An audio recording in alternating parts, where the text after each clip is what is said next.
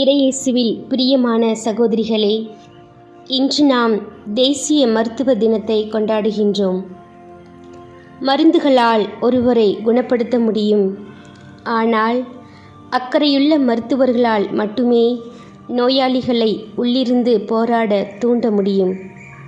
ஆம், உயிர்காக்கும் உன்னத பணியை திறமையாக செய்ய தேவைப்படும் நிதானத்தையும் பொறுமையையும் சாந்த குணத்தையும் குணமளிக்கும் வல்லமையையும் மருத்துவர்களின் கரங்களுக்கு அளித்து நோயின் வேதனையை குறைக்க இவர்களை அன்பினாலும் வல்லமையினாலும் நிரப்பி வழிநடத்தவும், இவர்களின் பணியின் ஆர்வத்தை ஒவ்வொரு நாளும் புதுப்பித்து அருட்கரம் எந்நாளும் உடனிருந்து வழிநடத்த இறைவா உம்மை மன்றாடுகின்றோம்.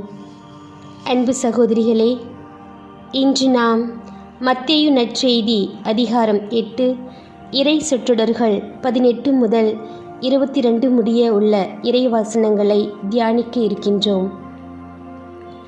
ஞானமுள்ள மனிதர்கள் அவ்வப்போது தங்களை ஆய்வு செய்து கொள்வது வழக்கம்.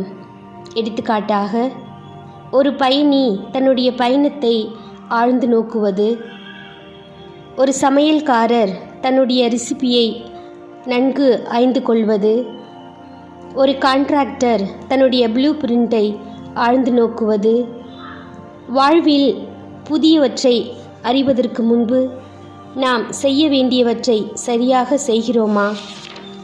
நம் வாழ்வின் நோக்கம் என்ன? நம்மிடத்தில் ஒப்படைத்து எதிர்பார்க்கும் பணியின் முக்கியத்துவம் என்ன என்பதை அவ்வப்போது ஆய்ந்தறியும் போது நம்முடைய பணி மேலும் சிறப்படைகிறது.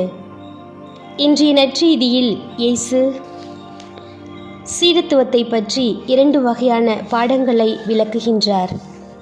ஒன்று எதிர்பார்ப்பு, இரண்டாவது தயக்க நிலை. எதிர்பார்க்கும் சீடத்துவம் இறைவனுக்கு ஏற்ற ஒன்றாக இருக்க முடியாது. மாறாக முழுமையான தியாகம், நிறைவான அர்ப்பணிப்பு, உலக பற்றுகளை விலக்குதல் இவை நம்மில் நிறையும் போது சீடத்துவத்தின் மேன்மை சிறக்கிறது. இரண்டாவது தயக்க நிலை. இந்த தயக்க நிலை நம்மில் வேறுபட்ட மயக்க நினைவுகளை உருவாக்கும் என்பதை இயேசு கூறுகிறார்.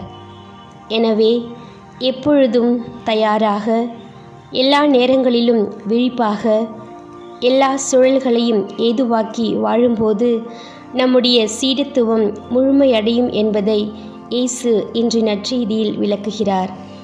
எனவே நிறையர்ப்பணத்தின் சீடர்களாய் வாழ்வோம், வாழ்வை மேன்மையாக்குவோம். ஆமேன்.